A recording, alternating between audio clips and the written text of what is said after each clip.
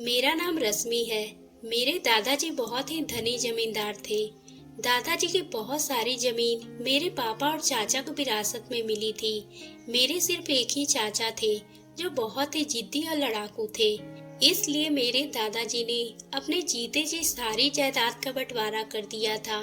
मेरे चाचा जी मेरे पापा से बहुत छोटे थे, इसलिए पापा उन्हें इतना ही प्यार करते थे जितना वो हमसे करते थे।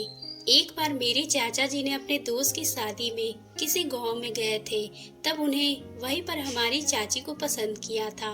मेरे चाचा की उम्र उस वक्त सिर्फ 20 साल की थी जब चाचा ने चाची से शादी करने को बोला, लेकिन मेरी चाची ने साफ मना कर दिया था।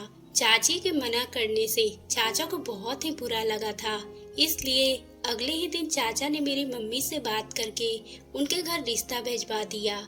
मगर चाची की नामर्जी होते हुए भी चाची के घर वालों ने तुरंत ही हाँ कर दी, क्योंकि हमारे पास बहुत सारी जमीन और धन था। इसलिए चाची के माता पिता ने बेटी राज करेगी यही सोचकर तुरंत हाँ कर दी थी, क्योंकि धन के आगे अच्छे अच्छे झुक जाते हैं। और कुछ ही दिनों बाद उनकी शादी हो गई। चाचा चाची से बहुत प्यार करते थे, यहाँ तक उनको कभी अकेला नहीं छोड़ते थे। मगर चाची का जीवन बहुत ही सीमित होकर रह गया था। ऐसा लगता था कि शायद चाची भी चाचा के ऐसे प्यार से बहुत परेशान है। लेकिन उनको ये दिन ज्यादा दिन तक झेलना नहीं पड़ा था, क्योंकि शादी के 3 साल बाद ही एक एक्सीडेंट में चाचा की मृत्यु हो गई थी। चाचा अपने हिस्से की सारी जायदाद चाची के नाम कर गए थे।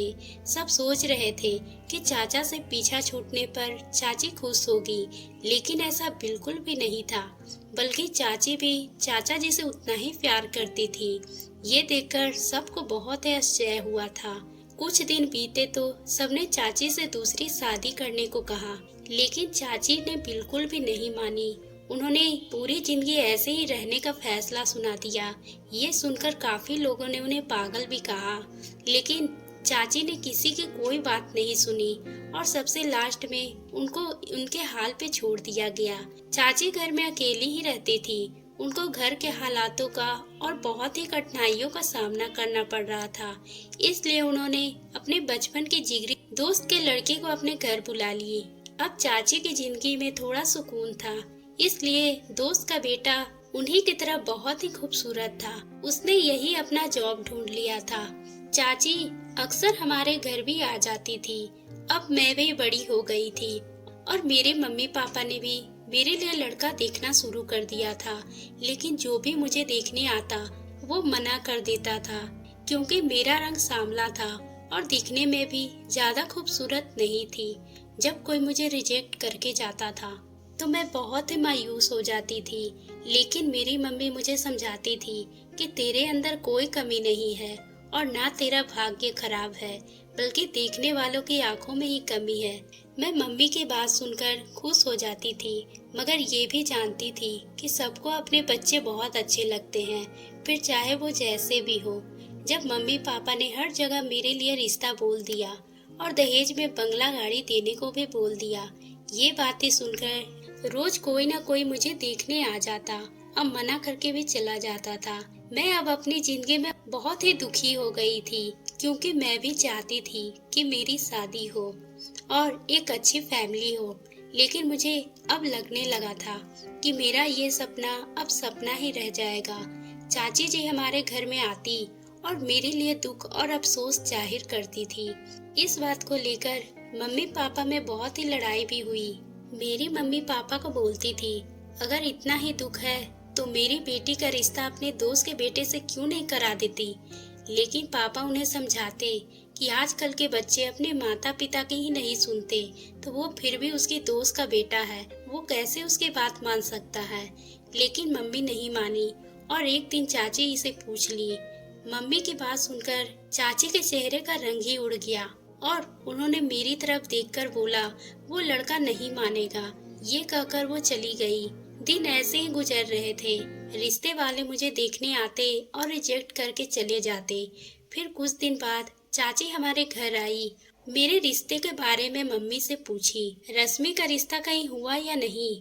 मम्मी ने मना कर दी और फिर चाची बोली, मैंने अपने दोस्त के लड़के से बात की थी। उसने रश्मि से शादी करने के लिए हाँ कर दी है। ये सुनकर मैं चौंक गई थी। मुझे चाची की बात पर यकीन ही नहीं हो रहा था, क्योंकि अमन बहुत ही खूबसूरत लड़का था।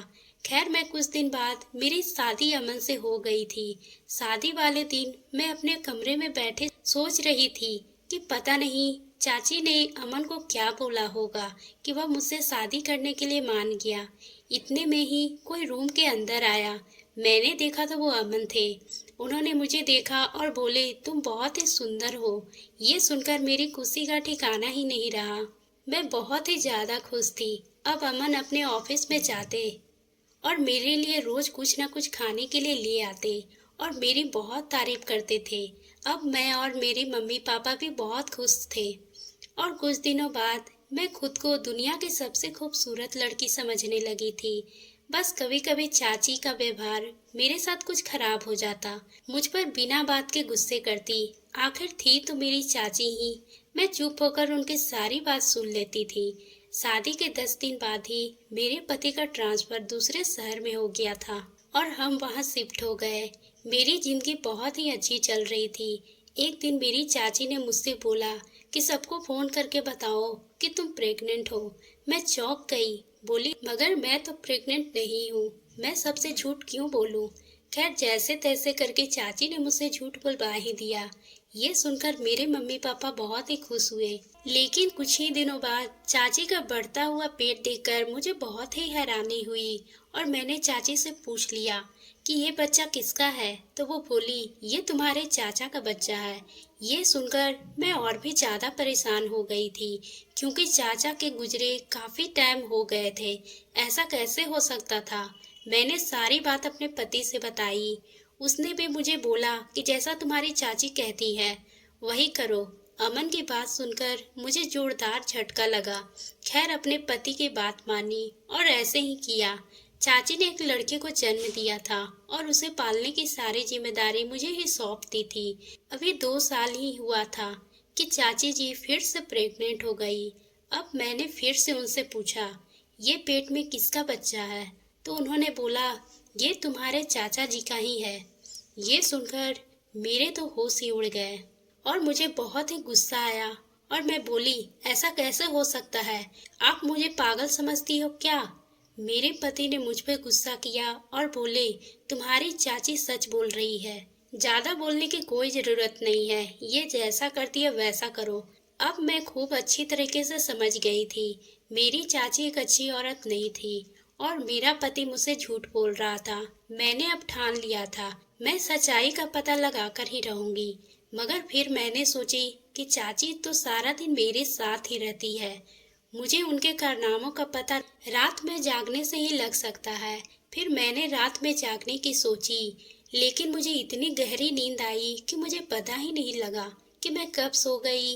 मैंने दूसरे दिन जागने की बहुत कोशिश की, लेकिन जाग नहीं पाई। फिर मुझे शक होने लगा कि कहीं वो मेरे खाने में कुछ मिलाती तो नहीं, क्योंकि ऐसी नींद तो मुझे कभी नहीं आती थी।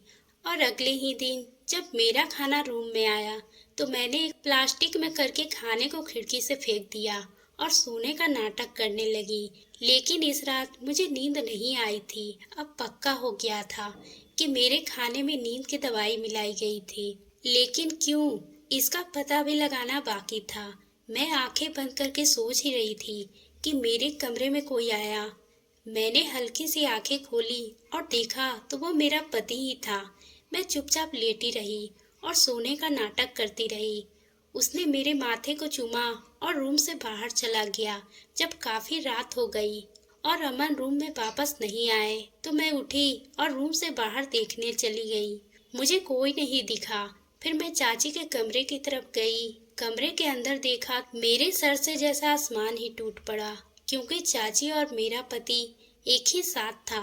मैं अंदर गई और ये दोनों मुझे देखते ही घबरा गए और चौंक गए। मैंने जोरदार थप्पड़ अपने पति को लगाया तो चाची मुझे बोला, खबरदार अगर मेरे पति पर हाथ उठाने की कोशिश की। ये सुनकर मुझे और भी ज्यादा झटका लगा, क्योंकि चाची ने हमसे झूठ बोला था कि वो उनकी दोस्त का बेटा है और धोखे से मेरी शादी भी उससे करवा दी थी। मैंने सारी बात रात में ही अपने मम्मी पापा से बताई। वो मेरे घर 2-3 घंटे बाद ही पुलिस को लेकर पहुंच गए और उन दोनों को जेल भिजवा दी, क्योंकि मेरे साथ बहुत ही बड़ा धोखा हुआ था और मैंने अपने पति को भी तलाक दे दी और मम्मी पापा के साथ अपने घर आ गई थी। और आज मैं पढ़ लिख कर नौकरी करना चाहती थी, इसलिए मैंने कड़ी मेहनत करना शुरू कर दी, पर मैं आज तक इस सदमे से बाहर नहीं निकल पाई हूँ। तो दोस्तों, आपको ये कहानी कैसी लगी? अगर पसंद आई हो तो आप हमारे चैनल को सब्सक्राइब करना ना भूलें और बेल आइकन को भी प्रेस कर लें, ताकि हम आपके लिए इसी तरह की दिलचस्प कहानी लाते रहें।